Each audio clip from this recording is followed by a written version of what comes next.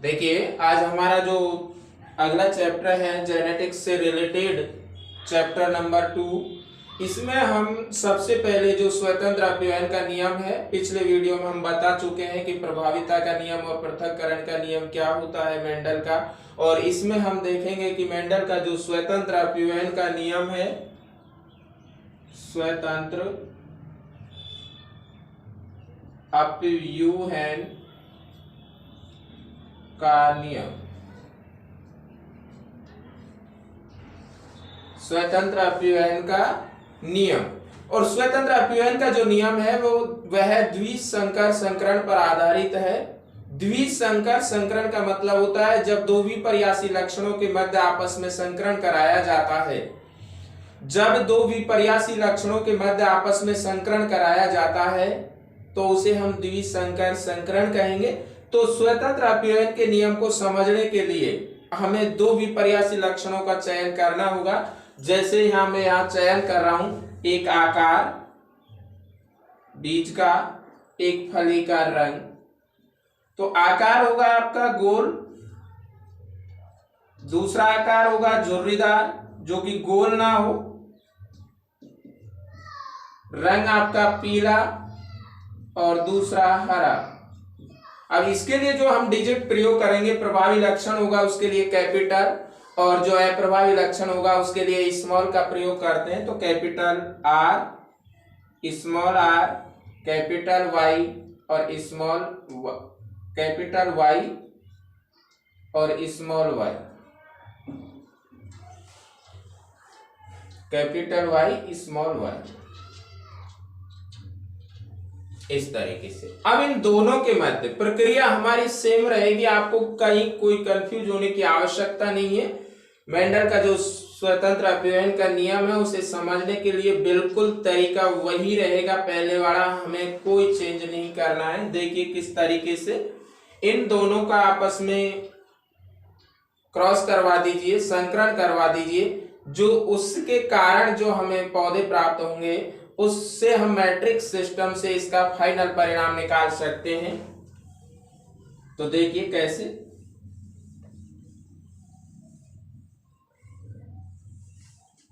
Capital R, small are, ये आपका आकार होगा, क्रॉस रंग,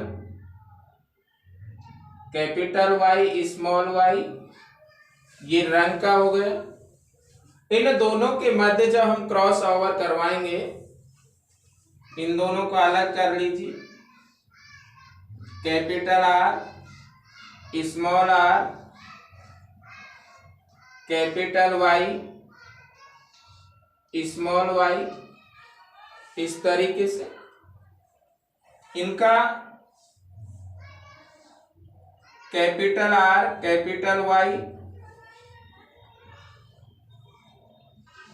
कैपिटल आर, स्मॉल वाई, फिर इस आर का इसके साथ, small R, capital Y, small R, small Y. इस तरीके से अगली पीढ़ी हमें प्राप्त हो जाएगी अगर दो विपर्यासी लक्षण लेंगे। तो यहाँ पर जो दो विपर्यासी लक्षण है वे आकार और रंग है, वे आकार और रंग है। इन दोनों जब आकार और रंग के मध्य जब आपस में संकरण कराया जाता है तो उसके कारण जो लक्षणों की वंशागति होगी, अर्थात जो मेंडल का स्वतंत्र अपव्ययन का नियम होगा, जब दो विपर्यासी लक्षणों के मध्य संकरण कराया जाता है तो एक लक्षण की वंशागति पर दूसरे लक्षण का कोई प्रभाव नहीं पड़ता है, अर्थात एक लक्षण की वंशागति स्वतंत्र रूप से होती है। यही मेंडल का स्वतंत्र अपव्ययन का नियम है। मेंडल का स्वतंत्र अपव्ययन का नियम, जब दो विपर्यासी लक्षणों के मध्य संकरण कराया जाता है तो एक लक्षण की वंशागति पर दूसरे लक्षण का कोई प्रभाव नहीं पड़ता है, अर्थात एक लक्षण की वंशागति स्वतंत्र रूप से होती है। इसे ही हम मेंडल का स्वतंत्र अपव्ययन का नियम कहते हैं। और ये चूंकि द्विसंकर संकरण पर आधारित है, ये परिभाषा मैंने आपको बता दी है कि जब दो विपर्यासी लक्षणों के मध्य संकरण कराया जाता है तो उसे द्विसंकर संकरण कहेंगे। तो विपर्यासी लक्षण हमने दो लिए हैं, एक आकार का लिया है और एक रंग का लिया है। इनसे फर्स्ट पीढ़ी प्राप्त होगी। इससे अब मैट्रिक्स सिस्टम से हम इससे किस तरीके से देखना यह है कि किस तरीके से एक लक्षण की वंशागति पर दूसरे लक्षण का कोई प्रभाव नहीं पड़ता है, इसका अध्ययन करने के लिए हम मैट्रिक्स प्रणाली का उपयोग करेंगे। देखिए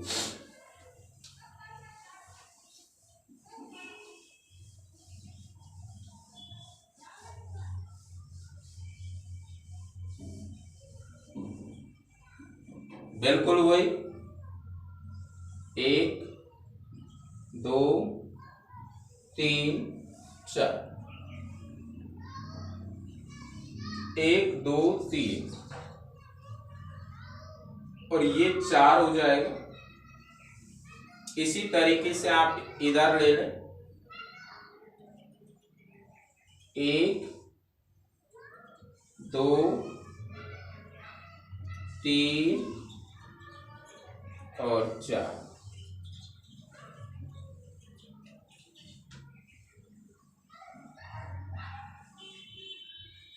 देखिए जो हमारा प्राप्त हुआ था आकार और रंग से, capital R capital Y capital R small Y small R capital Y small R small Y, यही इसी रूप में इस तरफ ले लेंगे। Capital R capital Y capital R small Y small R capital Y small R small Y. तरीका वही रहेगा, इन दोनों का आपस में पहले इसको उठाएंगे इसको और इनका चारों के साथ आपस में गुणा कर देंगे। तो देखिए capital R double capital R capital Y capital Y capital R capital Y small Y capital R small R capital Y capital R small R capital Y small Y. इसी तरीके से इसको ले लेंगे capital R capital Y small Y capital R small Y capital R small R capital Y small Y capital R small Y small Y capital R small R capital Y capital R small R capital Y small Y small R capital Y small R capital Y small Y capital R small R capital Y small Y capital R small Y small Y small R capital Y small Y small R small Y small Y. इस तरीके से ये हमारी जो इसमें देखना है हमको कि किस तरीके से जो लक्षणों की वंशागति है वो आगे चल करके इस पीढ़ी में नहीं होगी, अर्थात एक लक्षण की वंशागति पर दूसरे का किस तरीके से इफेक्ट नहीं होगा, यह हमें देखना है। इसमें जो कैपिटल आर लिया है यह हमने गोल के लिए लिया है जो कि प्रभावी लक्षण है। स्मॉल आर हमने जोरीदार के लिए लिया है जो अप्रभावी लक्षण है। कैपिटल वाई पीला के लिए लिया है जो प्रभावी लक्षण है। स्मॉल वाई हरा के लिए लिया है जो अप्रभावी लक्षण है। तो इसमें ये पहला जो पौधा होगा ये गोल पीला होगा। कैसा हो जाएगा? गोल पीला, ये गोल पीला, ये गोल पीला और ये गोल पीला।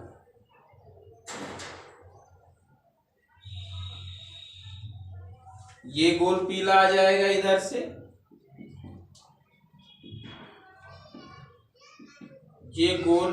अब यहाँ आपका अप्रभावी लक्षण है, दोनों स्मॉल वाई है तो ये पीला की जगह ये हरा आ जाएगा। इसमें ये पीला की जगह इसमें हरा आ जाएगा, ये आप विशेष ध्यान रखें। गोल पीला, ये गोल हरा, गोल पीला, गोल पीला, गोल पीला,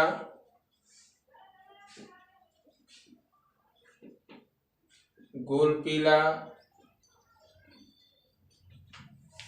गोल पीला, नहीं ये गोल पीला नहीं होगा, ये झुर्रीदार पीला होगा, झुर्रीदार पीला, और ये भी झुर्रीदार पीला ही होगा, क्योंकि दोनों स्मॉल जो है प्रभावी लक्षण है वो दोनों है प्रभावी लक्षण को व्यक्त कर रहे हैं, इसलिए ये आपका झुर्रीदार होगा। और ये गोल पीला, ये झुर्रीदार पीला,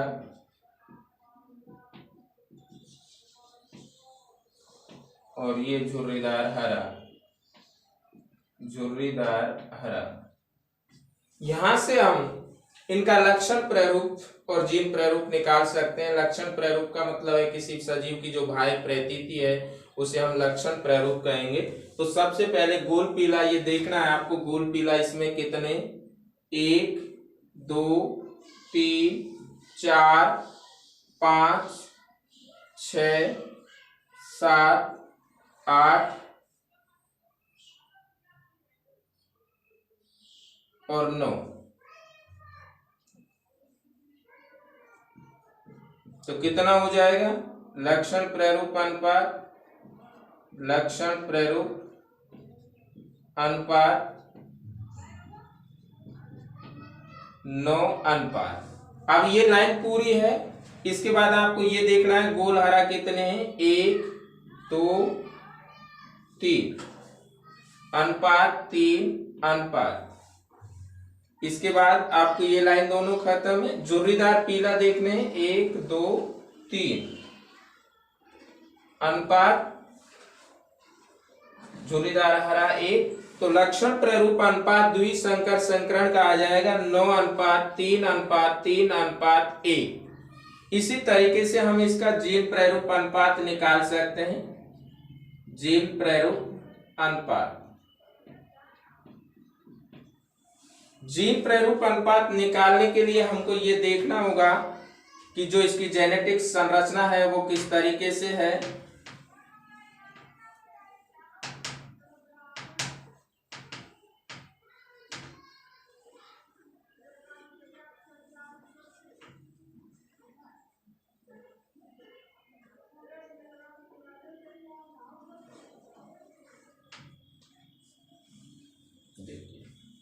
सबसे पहले दोनों कैपिटल आर कैपिटल वाई कितनी है 1 अनुपात। अब इसके बाद दूसरा देखना है कि 2 capital R 1 capital Y small Y कितनी है 1